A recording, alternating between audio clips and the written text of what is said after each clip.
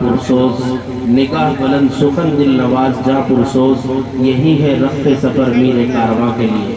ماشاءاللہ موصوف نے بہت اچھے انداز میں ارتداد کے موضوع پر تقریر پیش کی۔ اب میں اس سلسلے کو آگے بڑھاتے ہوئے دوسرے مقرر مولوی ابوذر مظفر نگری، یہ بھی الحمدللہ جامعۃ العلوم سے شعبہ افتاء کا کورس مکمل کر رہے ہیں، موصوف اپنی تقریر پیش فرمائیں۔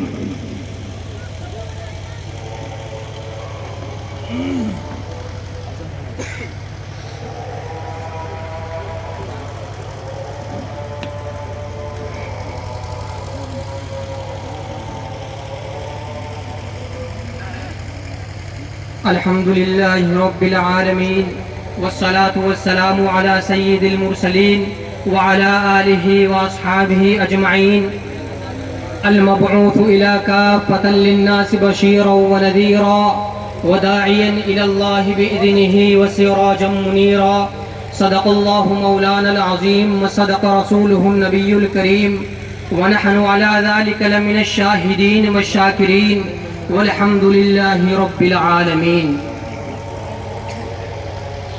حضور آئے تو سر آفرینش پا گئی دنیا، حضور آئے تو سر آفرینش پا گئی دنیا، اندھیروں سے نکل کر روشنی میں آ گئی دنیا، بجھے چہروں کا زنگ اترا، سوتے چہروں پہ نور آیا، حضور آئے تو انسانوں کو جینے کا شعور آیا، یتیموں کو غلاموں کو پناہیں مل گئی آخر، حضور آئے تو ذروں کو نگاہیں مل گئی آخر، خرد کی شمع افروزی جنوں کی چار فرمائی، زمانے کو اسی امی کے صدقے میں سمجھ آئی، ضمیر اس در سے گر نسبت نہ رکھے لوح پیشانی، تو کشکولے گدائی ہے چہ درویش چہ سلطانی۔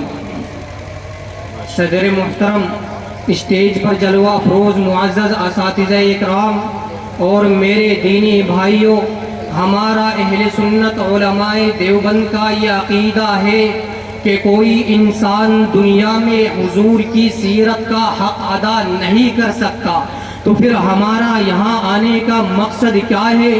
ہم یہاں کیوں آئے ہیں؟ ہم یہاں صرف اس لیے آئے ہیں کہ ہمارا نام بھی رسول کے مدح خانوں میں لکھا جائے اور ہماری مثال اس مصر کی بڑھیا کی ہو جائے جو یوسف علیہ السلام کو خریدنے کے لیے آئی تھی۔ کسی نے پوچھا اماں یوسف کو کیسے خریدو گی؟ یوسف کو خریدنے کے لیے بادشاہتیں آئی ہیں، خزانے آئے ہیں، تو یوسف کو اس گھڑی سے کیسے خریدو گی؟ تو کہنے لگی بات یوسف کو خریدنے کی نہیں ہے، بات یہ ہے کہ اگر خدا پوچھے گا کہ یوسف کا خریدار کون تھا تو میرا نام بھی خریداروں میں شامل ہو جائے گا، تو اسی طرح ہمارا نام بھی رسول کے مدح خانوں میں لکھا جائے گا۔ سامعین اکرام، آپ دیکھیے کہ کوئی انسان دنیا میں ایسا نہیں جو اللہ کو مانتا ہو، اللہ کے حبیب کو نہ مانتا ہو، اللہ کے پیغمبر کو نہ مانتا ہو، اللہ کے اس پیغمبر کو نہ مانتا ہو جس کے چہرے کی قسم قرآن نے کھائی ہے، جس کے چہرے کو قرآن نے والضحیٰ کہا، جس کی زلفوں کو واللیل کہا، جس کے دانتوں کو یاسین کہا، جس کے سینے کو علم نشرح کہا، جس کے اخلاق کو انک لعلی خلق عظیم کہا، جس کی چادر کو یا ایھا المدثر کہا، جس کے کمبل کو یا ایھا المزمل کہا، جس کی آنکھوں کو ما زاغ البصر وما طغى کہا، جس کے آنے کو لقد جاءکم رسول من انفسکم کہا، جس کی رحمت کو وما ارسلناک الا رحمتا للعالمین کہا، جس کی ہمگیری کو وما ارسلناک الا کافۃ للناس کہا، جس کی حیثیت کو بشیر کہا، نذیر کہا، جس کے عظمت میں سراج منیرہ کہا، جس کو کبھی رؤوف کہا،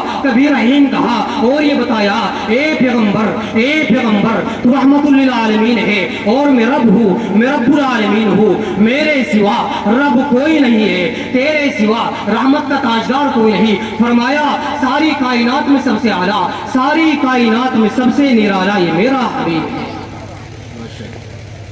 ذرا بات کو توجہ سے سمجھیے گا. حضور جس رات میں آئے وہ رات راتوں میں اعلیٰ. حضور جس شہر میں آئے وہ شہر شہروں میں اعلیٰ. حضور جس گھڑی میں آئے وہ گھڑی گھڑیوں میں اعلیٰ. حضور جس مہینے میں آئے وہ مہینہ تمام مہینوں سے اعلیٰ. حضور جس دور میں آئے وہ دور ادوار میں اعلیٰ.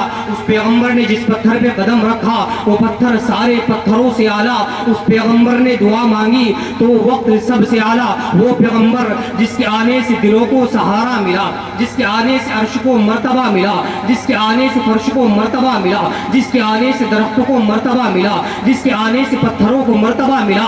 اس پیغمبر کے قدموں میں جب صدیق آیا تو سب سے اعلیٰ ہو گیا, عمر آیا تو سب سے اعلیٰ ہو گیا, علی آیا تو سب سے اعلیٰ ہو گیا, عثمان آیا تو سب سے اعلیٰ ہو گیا. اس محمد کے قدموں میں جب بلال آیا تو کروڑوں ولیوں کا امام بن گیا. ایک ہندو میرے نبی کی شان میں قصیدہ پڑھتا ہے اور حضور کے آنے سے پہلے کی کیفیت کو بتاتا ہے, اس لیے کہ اصل دنیا میں حضور کو ہی آنا تھا. حضور کو نہ آنا ہوتا کائنات کا انعام سجایا نہ جاتا. حضور کو نہ آنا ہوتا یہ مسجدیں نہ ہوتی, یہ مکاتب نہ ہوتے, یہ مدارس نہ ہوتے, یہ علماء نہ ہوتے, یہ صلحاء نہ ہوتے. حضور کو نہ آنا ہوتا تو کچھ بھی نہ ہوتا. اسی لیے علامہ اقبال نے بڑی عجیب بات کہی ہے. وہ فرماتے ہیں کتاب فطرت کے سرے ورق پر جو نام احمد رقم نہ ہوتا, کتاب فطرت کے سرے ورق پر جو نام احمد رقم نہ ہوتا تو نقش ہستی ابھر نہ سکتا, وجود لوح قلم نہ ہوتا. تیرے غلاموں میں بھی نمایاں جو تیرا عکس کرم نہ ہوتا, بارگاہ ازل سے تیرا خطاب خیر الامم نہ ہوتا.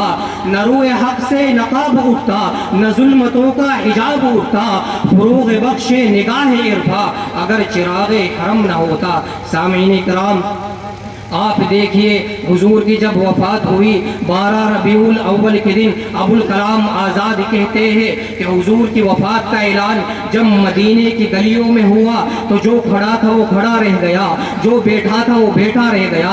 صحابہ پہ قیامت ٹوٹ پڑی, صحابہ پریشان ہو گئے.